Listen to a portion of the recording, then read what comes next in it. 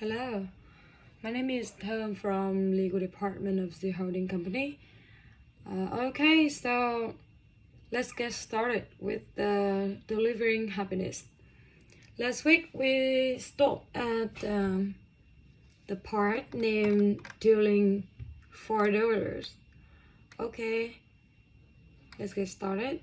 In a conversation with the with some kind of receptionist on telephone.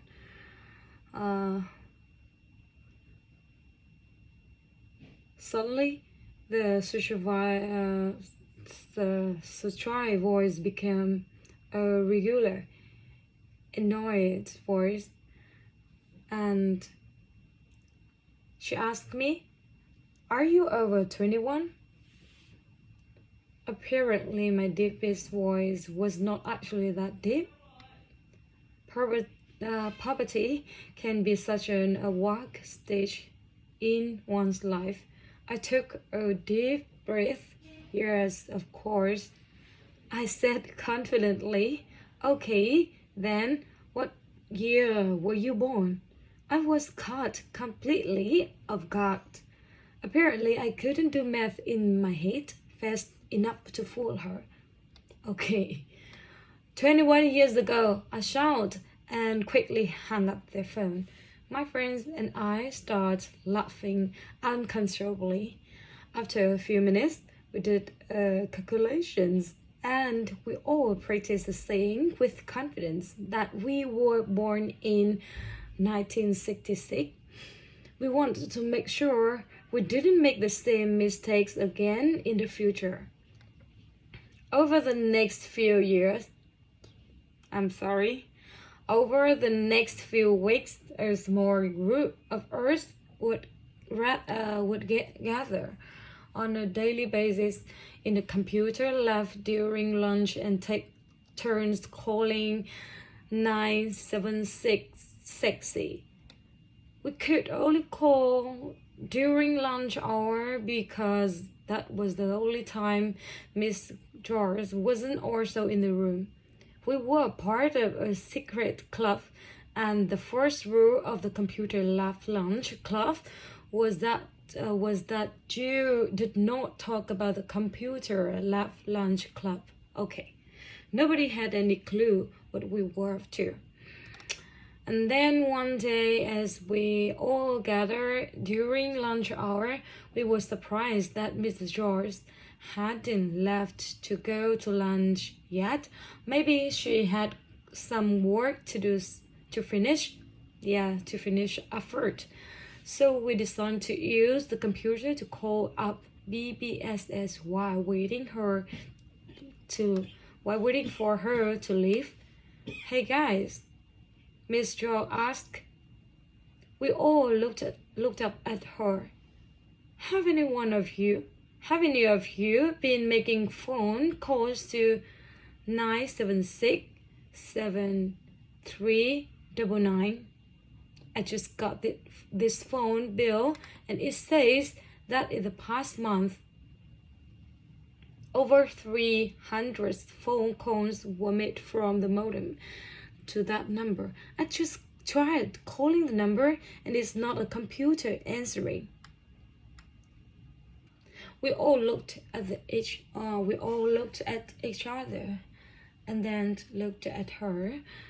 I'm pretty sure we all looked guilty as could be. But we all remembered that the first rule of computer lab lunch club, so we just looked at her and shrugged as innocently as we could. "It must be some sort of mistake," Miss George concluded.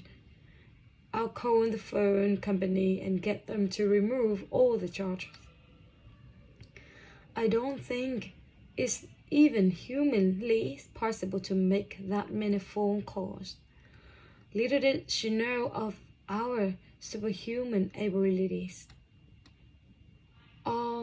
And that was the end of Computer Lab Lunch Club. Okay, yeah, that ends of this part. and it said that Tunisia has a very fun time with. Ui rồi, cũng được. Con đang review sách. Đi ra ngoài tí đi, xong tí đấy. Tí nữa kể chuyện nhé mẹ nhá. Con đang review sách tí, 4 phút nữa là xong. Classic Economics, Computer Lab. Thôi được rồi, nó chơi đấy được mẹ. Kệ Đưa cổng kéo này ra nào, bố một cây này. Được rồi. Cho nó lên kệ nó mẹ. Computer Lab. Soon as students assigned, I tried to expose myself to as many interesting things in high school as possible. My thought was that the more perspective I put in, the better. I took a lot of foreign language classes, including French, Spanish, Japanese, and even Latin. For my PE, physical education requirement, instead of a more traditional sport, I decided to learn fencing, although truth be told, part of the appeal was that the fencing classes was only once a week. Okay, I took a jazz piano class to satisfy our music requirement and a live drawing class to fulfill the art requirement. I joined a chess club and the electronics club, where I learned Morse code and became a certified ham radio operator. Oh my god.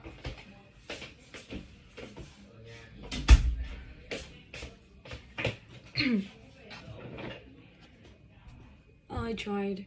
Okay. To fulfill the community service requirement, I volunteered to work at a local theater and have converted it into a giant haunted house. During the week before Halloween, I volunteered as the tour guide. Each visitor donated $15 for a 20-minute haunted house tour.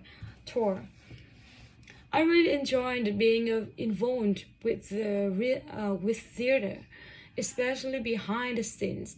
I was the light board operator for many of our high school performances, and at one point even performing a magic act on the stage with a friend for one of our talent shows.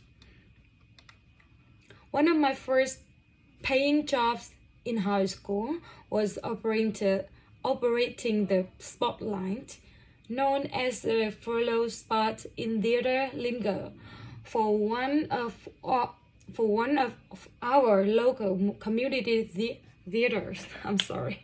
For one of our local community theaters. Yeah, there was something alluring. Oh, a lot of new words here, but okay, but I just get the main point, but it's okay. A little bit new words, not so much, okay? About being involved with something where the sole purpose was to create an experience, an emotional journey for people, and then to have nothing but memories left afterward to hold on to.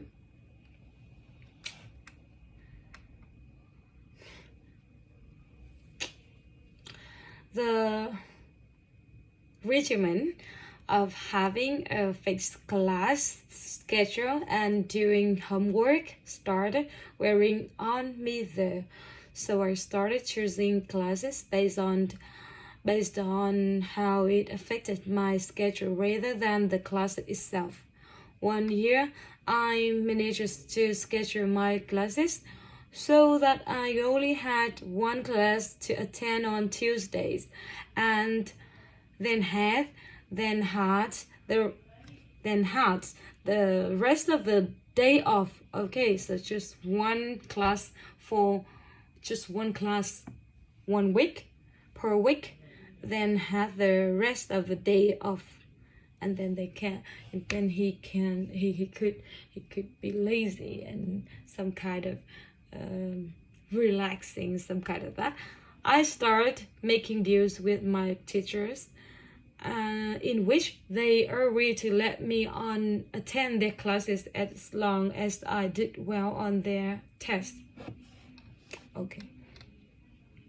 As for homework, I tried my best to find creative ways to actually doing my any hard work. For Shakespeare class, one of our assignments was to write a sonnet. Really? A sonnet is a 14-line poem written in big pentameter, meaning each line could word alternate in a repeated pattern of unstressed and stressed syllables while adhering to certain rhyme patterns. Okay, it all seemed way too complicated for me, so I decided to just submit 14 lines of Morse code instead, where the entire poem was nothing but alternating dots and dashes. Okay. Depending on the teacher's mood, I knew I was either going to get an A or an F. Luckily, my teacher decided to give me an A+. I think that's when I learned that even in school, it's sometimes pay to take risks and think outside of the box. Yeah, so this part is really interesting that she decided to make a very different way to complete her complete his homework, complete his test, and it's gonna lead him to a risk that he can get a mark or F mark, but luckily he got A+. It is some kind of very interesting that, and the conclusions here that he pulled out is sometime pays to risk and think outside the book. Is really something needed to hear in everything. Even in school, it's sometimes pay to risk and think outside the box and think outside the box, and you can get a very high score in school. One of my unhappier moments in high school was when I was accused of stealing someone's lunch card, which was the equivalent of a credit card for our cafeteria.